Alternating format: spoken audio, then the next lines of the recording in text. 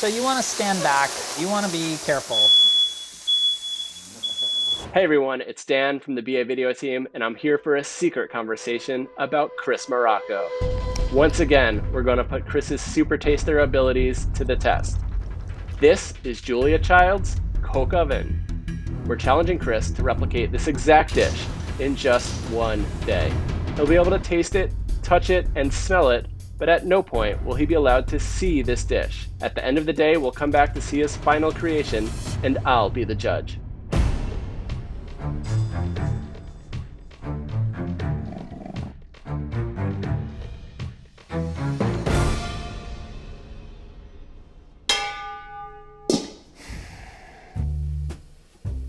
It does smell like osso buco. Like it has that like braisy, meaty, tomatoey, winey, right? I guess I just have like a certain frame of reference for this smell. And like there's something that happens like when you have layers of maybe concentration of like a wine, maybe some tomato or other kind of product going in on top of that or other aromatics. A sprig of flat leaf parsley. It seemed like it was just garnished. There was a little bit of this sort of saucy liquid on it. Seems to be a chicken drumstick. We'd have like a braisy, meaty thing, probably some chicken broth. There's like a good bit of salt. I think that was bacon. It's almost like the wine was reduced on top of it. There's like an acidity to it. If this were a piece of beef, I would expect to find red wine being used, whereas I believe this wine to be white wine. It's just a little bit lighter, cleaner. It does not have like a tannic aspect. So I've got a pearl onion. Do we think that the pearl onions were browned? As opposed to just like thrown in with the chicken as it braised. I've got our little bacon lardon. Then I have a quartered tap of a cremini mushroom. That was two of those maybe. Mushroom, you know, obviously has like a very particular kind of texture when cooked, like slightly sort of slippery in this case. I would imagine that it would be browned, sort of following the cook of the chicken. So we have like a very concentrated liquid here. So I'd say there's a lot of wine and there's a lot of broth. The wine is giving me a little bit of fruitiness, quite a bit of acidity. You have all these different elements being cooked and then wine being used to deglaze that. And then you have stock being reduced on top of that. And then chicken is returning to that environment. This is very old school French cooking. And what I'm just trying to remember is what the hell it's called. I suppose this could be coq au vin. Traditionally, do I think of coq au vin as being with red wine though? Yes, I do. I'm not really seeing the personality of the chef. I would say Jacques Pepin. He is the undisputed master. I mean, I suppose it could also be Julia Child, right? I mean, does the chef have to be alive? All right, so we need chicken legs. Do we think the chicken's just being browned in the bacon fat? Like starting the lardon first. We want pearl onions. Peeling pearl onions sucks. Cremini or white button. I'm assuming we'll go with chicken broth. I don't know, we could be making a broth, but I just really don't want to. We need white wine. You know, it's funny, looking at this list, like it doesn't quite feel like there's enough things on it. Maybe 11 things, and that includes salt and pepper. You know, I'm gonna start here. This is the list, such as it is. We're gonna shop for this stuff, and then I'm gonna have my first shot.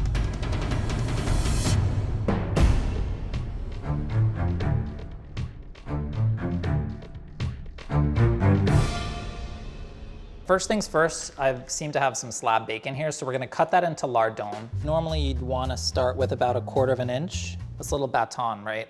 Lardon, they stay very present, they stay chewy, they become, you know, a textural element of the dish and a garnishing element. There were only a few pieces of mushroom in the final dish, but if you're gonna put it in, like, let's do it. I'm just gonna unwrap the chicken. I'm gonna do a few pieces. Like, I'm not gonna do all of this. I'm gonna do salt and pepper and just let this sit for a minute while we're cooking our lardon. So what I might do is just use a touch of olive oil just to get the lardon started. I would not use butter for that because in the time it takes for the lardon to render and crisp, the butter is gonna brown and it could burn. We're gonna render the fat that I wanna capture to use to brown the chicken. The fat that's present in bacon has undergone a transformation. It's not just raw fat, it's been cured, right? It has the potential for so much flavor. So chicken, it's not cooked through. This is ultimately gonna get sogged out. It's worth putting a really wonderful, even brown cook on it because that's gonna be flavor. There's a fine line between tender and then like a little bit too cooked, but it's beautifully browned and we've developed a lot of flavor and good things have happened. So I put the onions in with the mushrooms just because I just wanna like give the onions a head start in terms of softening them and just tempering some of their raw kind of onion flavor. I don't know, every single thing you start looking at, you're just like, well, that could cost me, and that could cost me, and that could cost me, and that could cost me, you know? The mushrooms could certainly be cooked on their own. I mean, there are so many different ways to construct this dish, right? The lardon could be their own thing, but it's the fact that all of these things are ultimately coming together to create that full-on flavor that I was experiencing. That's ultimately the destination, but I would want to point out that there's multiple ways to get there. What is my herbal component? Yeah, I guess that is a good question. Like, was there an herb in with the braise that simply got fished out? So a few different thoughts, occurred to me over the course of the morning. One was the possibility of like flambeing mushrooms and onions with cognac or brandy. I don't know. I mean, this is where it's like, there's a lot of different possibilities. So when you flambe, shout je flambe, it's very quickly reducing it down, developing its flavors, cooking off the alcohol like very quickly. So I'm just gonna let you guys know, flambeing. Je flambe. So you wanna stand back, you wanna be careful. If I've done that flambe action with the mushrooms present, then it doesn't make sense to me. If I remove the mushrooms, I'm gonna be removing like a good bit of flavor because the flambe action, adding the cognac, it picked up a lot of the fond, right? And I don't want that fond to disappear for the duration of the cooking process. I mean, at least that's what's going on in my mind. Anyway, I reduced the cognac to basically nothing. I then put in 1.25 cups of white wine, which we're reducing down now on top of this. It's pretty bright, it's pretty winey, it kind of sucks, but that's not to be unexpected at this stage of the game. That was chicken broth. 1 cup. So at this point, I'm now gonna return the chicken. I'm just gonna slip some thyme in. It'll be easy enough to fish out on the back end.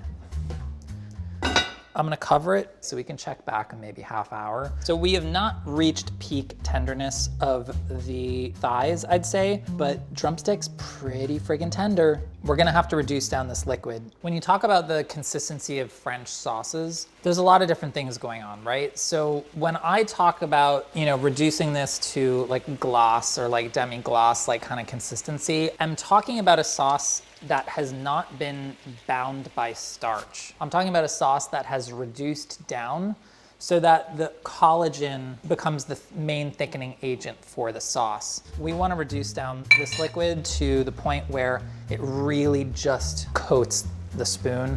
I kind of questioned whether would we need some butter here? I don't really think so.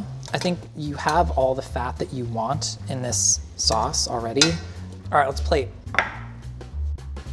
Here is my first version of the dish. Yeah, I don't know, I feel like we did okay here though. I'm feeling cautiously optimistic about this. So what I'm looking for is sort of that quality of stickiness, that level of reduction.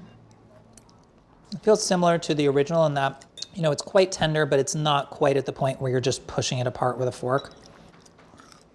The lardon definitely tastes different to me. Okay, I think the sauce The question of whether there might have been some kind of starchy coating on the chicken and then the lardon, and what that means in terms of the order in which you're cooking in the ingredients. So ingredients, I feel like I'm at 85% here. You know, we could be missing a starch or maybe an extra fat somewhere or the other, but I feel pretty good about what I have here. Technique, I think the order in which things are getting cooked could be slightly different. I would go with 85 again. Appearance, I'm gonna go big on this one. I'm saying 95. Taste, I mean, I think this is a 90. Brings me to an 89. It's right around like the highest I've ever graded myself. All right, so we're gonna taste the original dish again, and then I'll have one more chance to do this before I have to put it up for the judge, who I still don't know who it's gonna be.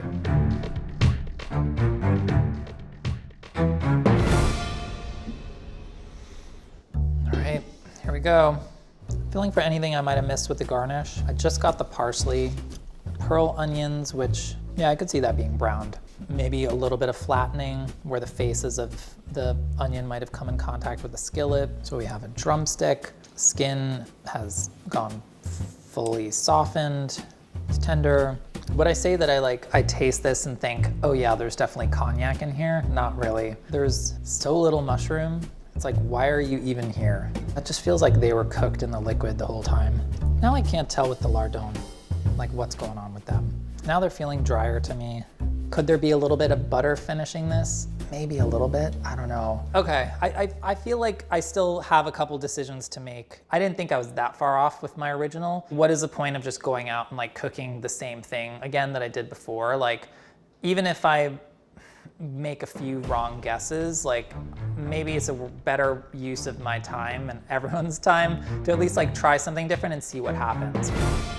One thing that like I've done a lot in kind of classic French cooking is coating the chicken in starch is not gonna suck, you know, from the standpoint of color and increasing the body of the braising liquid as it's cooking. I mean, let's face it, like when you think of French cuisine, like what else is there? It's like flour, butter, and then like ...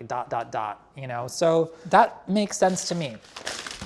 I think I'm gonna keep the same order of operations. I think I am going to pat these dry before tossing with a little bit of flour to do our browning. Let's do the lardon dry this time. Butter, if you put it in here, it's going to brown and you may end up in a situation where things are starting to burn and get a little bit too toasty. And what happens in that scenario is you introduce bitterness, right? You introduce some off flavors. So like, I don't know, guys. Like, did we get some fat from the lardon? Yeah, we got some fat from the lardon. Did we get like full browning, like as even a browning? I wouldn't say that. Like, look at this, like even, rendered, brown. Choices have consequences, kids, okay? Flour, especially if we introduce that to the chicken, is gonna wanna drink up even a little bit more fat. You know, the chicken is gonna render some fat of its own, so maybe, you know, we net out just fine. So you see the influence of the flour. It's wanting to go a little dark. So we are browning the mushrooms. There's more fond, but it's now harder for me to control the cooking process on the mushrooms and the onions. I think there are so many different methods of thickening and enhancing sauces, at least like within the French kind of canon. Beurre manier, which is equal parts butter and flour, worked together and then whisked into a sauce. That is never your go-to for like the default way to thicken a sauce start to finish. Yes, it's gonna thicken it, but the flavor maybe get a little bit wonky, right? I think we're still gonna flambe. I feel like that was a big hit, brought the house down.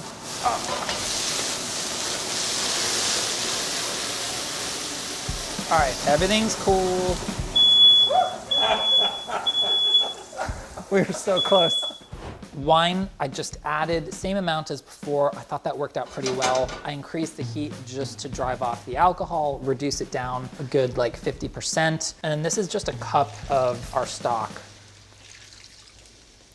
Yeah, we're pretty tender here. I'm gonna take these out so I can reduce this down. You know, already you see the difference at this stage with the other sauce. Like there wasn't quite as much body there. I think the flour has brought a little bit more body to it, but it needs to come down further. Anyway, wax some butter in there. Do you see the texture of the sauce changing? It's getting even glossier, even silkier. Even the sauce like lightened slightly. The glossiness that we've created now, just how like silky smooth it is, the way it catches the light, it's quite different. Visually, I feel like it's doing something pretty nice. I feel like this went okay. I mean, the sauce is definitely a much more pronounced element now, so I hope that was the right call. Ingredients, let's be bold today. Maybe I'm at an 87 now. Let's hope that the flour and the butter were the correct calls. Technique, I felt good before. I think whatever I gave myself before, which was what, 85? Yes. Maybe I'll hold firm at 85. Appearance, what did I say before? 95. That was like high on iced coffee Chris talking. Okay, let's just stay with a 95. Taste, hopefully I made the right call when it comes to the flour and butter. If I gave myself a 90 before, let's say it's a 92 now for taste. I went from an 89 to a 90. That feels a little bit optimistic, but I guess somebody else is gonna be the final judge of that. Oh. Hi. Oh my God. So Wait, good so like to see you, the Stargate reruns finally ended? You're allowed to like back in society? You're I've been working very hard. I've been secretly watching you all day. I've been trying to see how you're doing over here. All right, Dan. I mean, this must just be like your moment of victory in the day that you know what this is and I don't. So why don't you put me out of my misery, Dan, and tell me what's going on here? Chris, may I present to you Julia Child's Cocoa Bean? Oh, it had red wine? It did Man, have red wine. You look a little pale there. I really cannot taste any additional level of fruitiness, and I certainly don't taste a couple of what I would feel like are the hallmark signifiers of reduced red wine, which is like tannin, astringency. I love that you think the only thing that you're missing here is the color of the wine. I'm just saying. You were way skimpy on the butter in this recipe in almost too many ways to count. Butter everywhere. Listen, I mean, I think you can brown the chicken in butter if you want to, or a combination of butter and oil. I leaned into the notion that you're kind of using the lardon fat first and foremost. Butter introduces a variable earlier in the cooking process that can work against you. Whereas like if you add it later in the cooking process, like I added butter at the end, you know, and kind of got into it that way. 4 ingredients. Overall, you did pretty good on that. You gave yourself an 87. I'm going to give you an 86. She actually cuts up the bacon and then simmers it in water for a little bit. And then she sautés it in hot butter. This recipe actually linked to one recipe for the mushrooms and another recipe for the onions. Julia takes her mushrooms, washes them. Yes, washes her mushrooms. Then those are sauteed along with some minced shallots. She also does her onions separately, brown braised in more stock and some fresh herbs. Or you could just throw them into the pot, how you did it. And then after that, she goes full beurre Meunier. This is where the butter comes into play again. Okay. And flour, that's all blended together and put into the sauce. Beurre Meunier, you know, we talked about it. It's not my preferred method for thickening most things. Then she pours the chicken into that dish, pours some cognac in, lights it with a match. Did you use a match? It was like an outtake from Backdraft, you know? Technique. You gave yourself an 85. We're going to give you an 84. Okay. I mean, Not so bad. that is very generous. Appearance. The thing with appearance on this one was everything looked right except for the color. We're going to give you a 91 for appearance. Taste. Why don't you give your dish a taste and then give Julia's dish a taste?